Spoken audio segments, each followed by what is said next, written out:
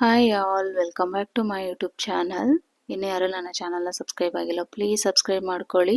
ಹಾಗೆ ಪಕ್ಕದಲ್ಲೇ ಕಾಣುವಂಥ bell ಐಕಾನನ್ನು press ಮಾಡಿ. ನಾನು ಹಾಕುವಂಥ ಹೊಸ ವೀಡಿಯೋಸ್ ನೋಟಿಫಿಕೇಷನ್ ನಿಮಗೆ ಬರುತ್ತೆ. ಮಕ್ಕಳಿಗೆ ರಜೆ ಅಂದರೆ ಅದು ಮಾಡಿಕೊಡು ಇದು ಮಾಡಿಕೊಡು ಅಂತ ಹೇಳ್ತಾನೆ ಇರ್ತಾರೆ. ಸೊ ಅವರಿಗೆ ಬ್ರೆಡ್ ಪಿಜ್ಜಾ ಅಂದರೆ ತುಂಬಾ ಇಷ್ಟ ಆಗುತ್ತೆ. ಸೊ ಹಾಗಾಗಿ ಮಾಡಿಕೊಡ್ತಾ ಇರ್ತೀನಿ. ಸೊ ಅಪ್ಪನಿಗೂ ಮಾಡಿಕೊಡ್ಬೇಕಾಗಿತ್ತು, ಹಾಗಾಗಿ ಹೋಗಿದ್ನಲ್ಲ ಮಾಡಿಕೊಡೋಣ ಅಂತ ಹೇಳಿ ಮಾಡ್ತಾ ಇದ್ದೆ. ಇದಕ್ಕೆ ಮೇಯ್ನಾಗಿ ನನಗೆ ಪಿಜ್ಜಾ ಸಾಸ್ ಸಿಕ್ಕಿತ್ತು. ಸೊ ಹಾಗೆ ಸ್ವಲ್ಪ ಟೇಸ್ಟ್ ಚೇಂಜ್ ಆಗಿತ್ತು. ತುಂಬ ಚೆನ್ನಾಗಿ ಮೈಲ್ಡಾಗಿ ಒಳ್ಳೆ ಟೇಸ್ಟ್ ಕೊಡುತ್ತೆ. ಮಕ್ಕಳಿಗಂತೂ ಮಿಸ್ ಮಾಡೋಕ್ಕೆ ಹೋಗಬೇಡಿ. ಒಂದು 15 ಡೇಸ್ 20 ಡೇಸ್ಗೆ ಒಂದ್ಸತಿ ಮಾಡಿಕೊಟ್ರೆ ಮಕ್ಕಳಿಗೂ ಕೂಡ ತುಂಬ ಇಷ್ಟ ಆಗುತ್ತೆ. ಹಾಗೆ ಫ್ರೈ ಮಾಡೋದು ಅಷ್ಟೇ, ಎರಡೂ ಸೈಡು ಕೂಡ ಲೋ ಫ್ಲೇಮಲ್ಲಿಟ್ಟು ಬೇಯಿಸ್ಕೊಂಡ್ರೆ ಒಳಗಡೆ ತುಂಬ ಚೆನ್ನಾಗಿ ಬೆಂದು ಬರುತ್ತೆ. ನಾನು ಹಿಂದಿನ ವೀಡಿಯೋಸಲ್ಲಿ 2 ಟೈಮ್ಸ್ ಏನೋ ಹೇಳಿದ್ದೀನಿ. ಸೊ ಇದರಲ್ಲಿ ಎಕ್ಸ್ಪ್ಲೇನ್ ಮಾಡೋಕ್ಕೆ ಹೋಗೋದಿಲ್ಲ.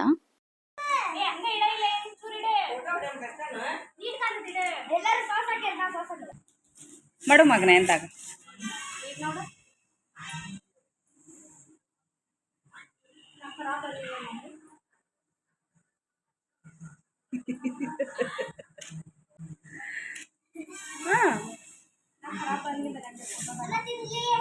ಹೆಂಗಾಯ್ತು ನೋಡು, ಮಾಡಿ ಚೆಲ್ಲಾಗೈದ. ಸೂಪರ್. ಪಿಜ್ಜಾ ತಿಂದಾದ ಮರುದಿನನೇ ಗೋಬಿ ಮಾಡಿಕೊಡು ಅಂತ ಹೇಳಿ, ಸೊ ಹಾಗಾಗಿ ಗೋಬಿ ಕೂಡ ಮಾಡಿಕೊಟ್ಟೆ. ಅದು ಕೂಡ ತುಂಬ ಚೆನ್ನಾಗಿತ್ತು. ಹಾಗೆ ಅಮ್ಮ ಇನ್ನು ಊರಿಗೆ ಹೋಗ್ಬೇಕಲ್ಲ ಅಂತ ಹೇಳಿ ಗಾರ್ಗಿ ಅಂತ ಹೇಳ್ತಾರೆ ನಮ್ಮ ಸೈಡ್, ಇದನ್ನ ಗೋಧಿ ಹಿಟ್ಟಲ್ಲಿ ಮಾಡೋದು, ಅದನ್ನು ಕೂಡ ಅಮ್ಮ ಮಾಡಿಕೊಟ್ರು. ತುಂಬ ಚೆನ್ನಾಗಿತ್ತು. ಅಮ್ಮನಿಗೆ ಊರಲ್ಲಿ ಫಂಕ್ಷನ್ಸ್ ಇರೋದ್ರಿಂದ ಸೊ ಊರಿಗೆ ಹೋಗ್ಬಿಟ್ಟು ಅಲ್ಲಿಂದ ಊರಿಗೆ ಹೋಗೋಣ ಅಂತ ಹೇಳಿ ಸೊ ಊರಿಗೆ ಬಂದ್ವಿ. ಹಾಗೆ ಅಲ್ಲಿ 4 ಡೇಸ್ ಇತ್ತು. ಅಲ್ಲಿಂದ ಪುನಃ ಊರಿಗೆ ಹೊರಡುವಾಗ ಅಮ್ಮ ಎಲ್ಲ ಪ್ಯಾಕ್ ಮಾಡ್ಕೊಡೋಣ ಅಂತ ಹೇಳಿ ಪ್ಯಾಕ್ ಮಾಡ್ಕೊಡ್ತಾ ಇದ್ರು.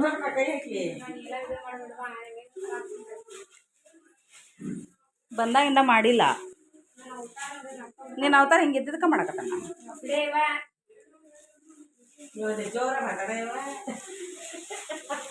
ಫೇಸ್ ತೋರ್ಸ್ ನೋಡೋಣ ಹೆಂಗಾಗೈತಿ ತೆಗಿಯ.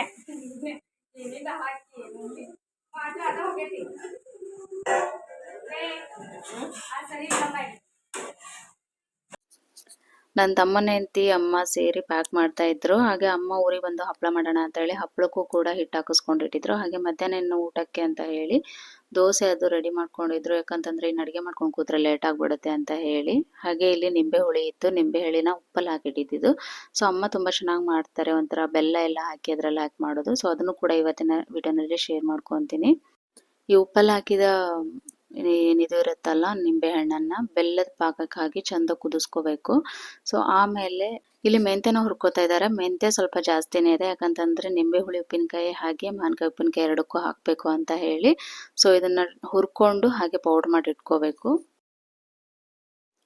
ನಾನು ರೆಕಾರ್ಡಿಂಗ್ ಲೈವ್ ಆಗಿ ಯಾಕೆ ಮಾಡೋದಿಲ್ಲ ಅಂತ ಹೇಳಿದ್ರೆ, ಸ್ವಲ್ಪ ನಮ್ಮದು ಕಾಮಿಡಿ ಜಾಸ್ತಿ ಆಗಿರುತ್ತೆ, ಮಾತು ಜಾಸ್ತಿ ಆಗಿರುತ್ತೆ, ನಗಾಡೋದು ಜಾಸ್ತಿ ಇರುತ್ತೆ. ಸೊ ಹಾಗಾಗಿ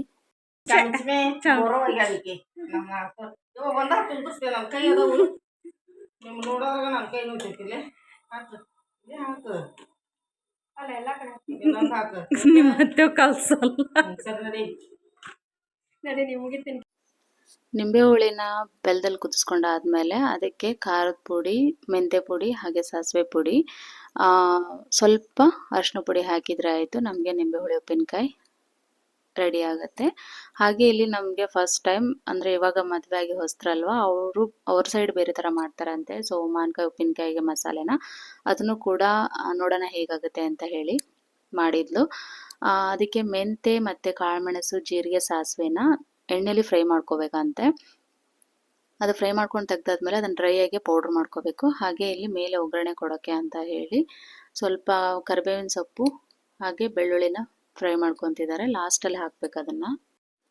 ಹಾಗೆ ಇಲ್ಲಿ ಉಪ್ಪಲ್ಲಿ ಹಾಕಿಟ್ಟಿದಂಥ ಮಾವಿನಕಾಯಿನ ಸೊ ಅದಕ್ಕೆ ನಾವು ಖಾರದ ಪುಡಿ, ಮೆಂತ್ಯ ಪುಡಿ ಹಾಗೆ ಸಾಸಿವೆ ಪುಡಿ, ಅರಿಶಿನ ಪುಡಿ ಇಷ್ಟನ್ನು ಹಾಕಿ ಸೊ ಅದನ್ನು ಮಿಕ್ಸ್ ಮಾಡ್ಕೊಂಡಿದ್ದೀವಿ. ಅದ್ರ ಮೇಲ್ಗಡೆ ಸ್ವಲ್ಪ ಒಗ್ಗರಣೆ ಹಾಗೆ ನಾವೇನು ಮಿಕ್ಸ್ ಮಾಡ್ಕೊಂಡಿದ್ವಲ್ಲ ಮಸಾಲೆನ, ಸೊ ಅದನ್ನು ಕೂಡ ಸ್ವಲ್ಪ ಮೇಲ್ಗಡೆ ಹಾಕೋಬೇಕು. ಇದೊಂಥರ ಚೆನ್ನಾಗಿತ್ತು. ನಾವು ಇಷ್ಟನ್ನೇ ಹಾಕೋತಾ ಇದ್ವಿ ಮೊದಲು, ಅರಿಶಿನ ಪುಡಿ, ಖಾರ ಪುಡಿ, ಸಾಸಿವೆ ಪುಡಿ ಹಾಗೆ ಮೆಂತ್ಯ ಪುಡಿ ಇಷ್ಟನ್ನೇ ಹಾಕೋತಾ ಇದ್ವಿ.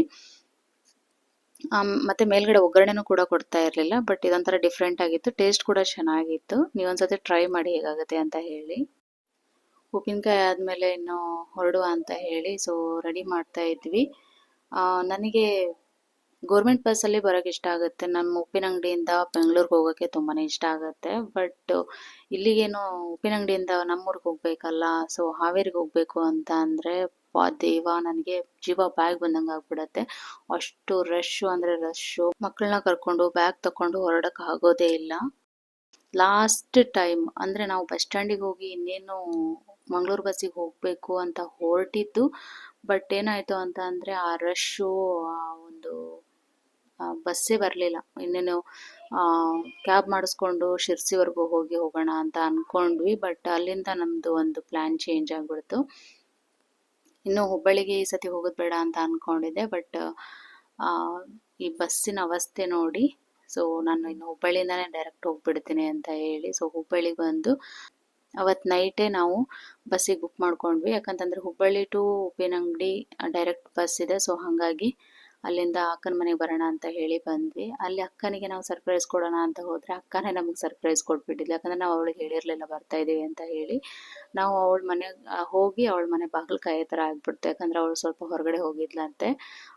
ನಮಗೆ ಅವಳು ಶಾಕ್ ಕೊಟ್ಟಾಗಾಯಿತು. ಸೊ ಸ್ವಲ್ಪ ಹೊತ್ತು ವೆಯ್ಟ್ ಮಾಡಿದ್ವಿ. ಅಕ್ಕನ ನೋಡಿ ಮಕ್ಕಳಿಗೆ ಕೂಡ ತುಂಬಾ ಖುಷಿ ಆಯಿತು.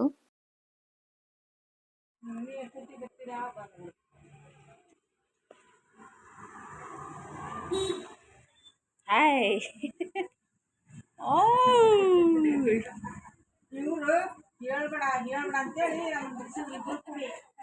ಆರಾಮದೇನ್ರಿ ಪನಿ? ಆರಾಮದ್ರೆ